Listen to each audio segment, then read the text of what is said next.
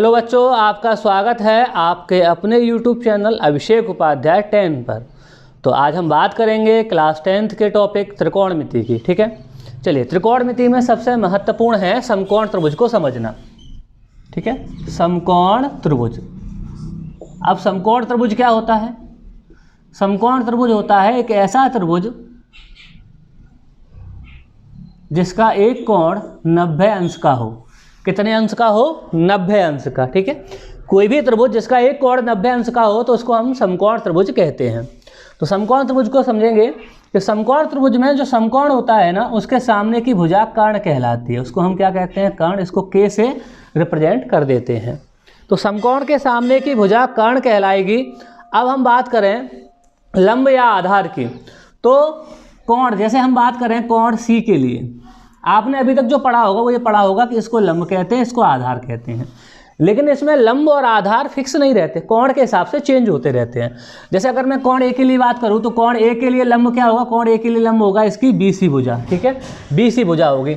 तो लंब क्या होता है? कोण के सामने की भुजा लंब होती है। जैसे कोण ए है तो कोण ए के सामने की भुजा क्या हो गई? BC, ये लंब होगी। और कोण सी के लिए लंब क्या हो गया? कोण सी के इसके सामने की भुजा क्या है? AB, तो इसको लंब कहेंगे। तो ध्यान रखेंगे, कर्ण क्या होगा? समकोण के सामने की भुजा, और लंब क्या होगा समकोण त्रिभुज में? कोण के सामने की भुजा। कोण के सामने की भुजा, सामने की भुजा, इसको हम लंब कहेंगे। ठीक है, कोण के सामने की भुजा को लंब कहेंगे। तो ए कोण के लिए लंब क्या होगा? BC, और सी कोण के लिए लंब क्या होगा? AB। ठीक है, ये कोण ए के लिए ही बात कर रहे हैं हम, तो कोण ए के लिए लंब हो गया BC या CB। इसके लिए समकोण के सामने कर्ण, तो ये वाली भुजा ए के लिए बात कर रहे हैं, तो ए के लिए ये क्या होगा? फिर आधार होगा, इसको हम आधार कहेंगे। ठीक है, अब बात करते हैं पाइथागोरस प्रमेय की। तो पाइथागोरस प्रमेय है क्या? कि कर्ण का वर्ग बराबर लंब का वर्ग प्लस आधार का वर्ग। इसका प्रयोग कब करते हैं? इसका प्रयोग करते हैं जब हमें समकोण त्रिभुज की दो भुजाएं दे रखी हों और एक भुजा हमें ज्ञात करनी हो। जैसे मैं आपसे कहूं कि ये आपकी जो BC भुजा है वो 4 है और ये कर्ण आपका 5 है, तो बताइए ये आधार कितना होगा? तो आप क्या करेंगे? पाइथागोरस प्रमेय लगाएंगे और इसको ज्ञात कर लेंगे। देखिए कैसे करते हैं कि कर्ण आपने यहाँ रखा, कर्ण हो गया 5, 5 का वर्ग, और आपने आधार देखा, आधार कितना हो गया?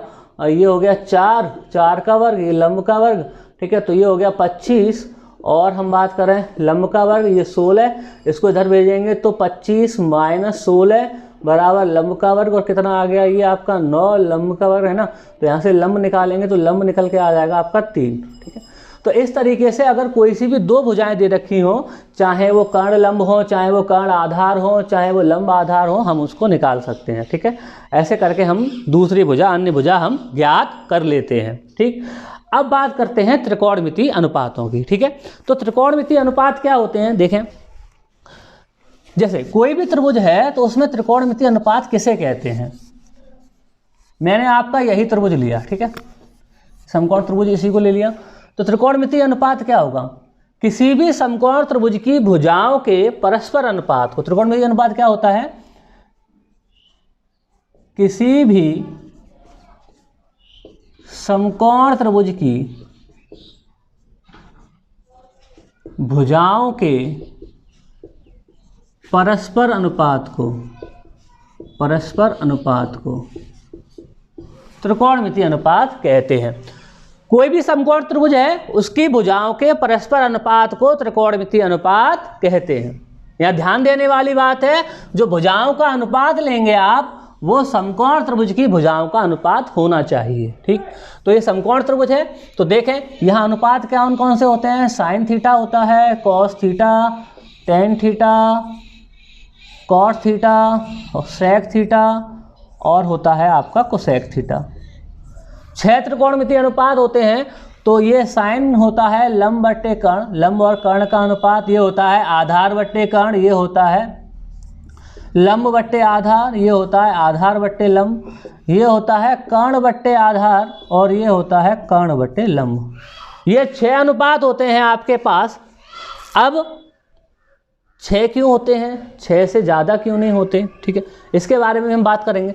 तो पहले ये निकले कहाँ से वो देखें आप, एक आसानी से इस सूत्र की सहायता से भी इनको समझ सकते हैं। इस सूत्र की सहायता से आप ये 6 त्रिकोणमितीय अनुपात आसानी से समझ सकते हैं। जैसे ये पहला जो अनुपात होगा लंब बट्टे कर्ण वो साइन का होगा, दूसरा अनुपात जो आधार बट्टे कर्ण है वो कॉस का होगा, ये साइन का हो गया अनुपात, ये कॉस का हो गया, और ये लंब बट्टे आधार किसका अनुपात हो गया, टेन का अनुपात हो गया। ठीक है, अगर आप इनको उल्टा कर दें, आधार बट्टे लंब तो ये किसका हो गया, कॉट का, ये कर्ण बट्टे आधार कर दें तो सेक का, और ये हो गया कोसेक का। तो आप लाल बट्टे कक्का याद कर लें, काफ़ी फेमस है लाल बट्टे कक्का, और इससे हम ये त्रिकोणमितीय अनुपात याद कर सकते हैं। देखें साइन क्या होगा, लंब बट्टे कर्ण, लंब बट्टे कर्ण, कॉस क्या होगा, आधार बट्टे कर्ण, आधार बट्टे कर्ण, टेन क्या होगा, लंब बट्टे आधार, लंब बट्टे आधार, कॉट क्या होगा, आधार बट्टे लंब, तो आधार बट्टे लंब हो गया। देखिए सेक क्या होगा, कर्ण बट्टे आधार, कर्ण बट्टे आधार, और ये हो गया कर्ण बट्टे लंब। तो मैं अभी बता रहा था कि ये त्रिकोणमितीय अनुपात 6 ही क्यों होते हैं। देखें ध्यान दें, हमारे पास जो भुजाएं हैं वो क्या हैं, लंब, कर्ण और आधार। ठीक है, लंब, कर्ण और आधार।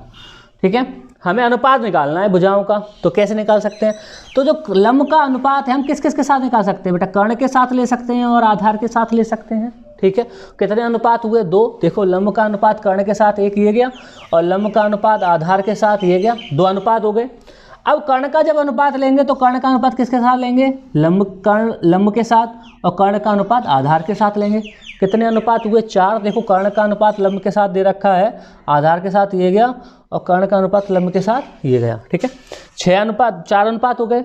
अच्छा, ये अगर दिमाग में आ रहा हो कि कर्ण का कर्ण के साथ ले लो, तो ऐसा नहीं लेना, हमें भुजाएं अलग अलग लेनी है। ठीक है, तो अब देखो कर्ण का आधार का अनुपात लेंगे, तो आधार का अनुपात किसके साथ ले सकते हो, आधार के साथ तो ले नहीं सकते, अलग अलग भुजाएं लेनी होती हैं। कर्ण के साथ लोगे या लंब के साथ लोगे आधार का, तो आधार का कर्ण के साथ हो गया या लंब के साथ हो गया, तो यहाँ अनुपात ही 6 बनते हैं, अनुपात ही 6 बनते हैं, इसलिए ये 6 होते हैं।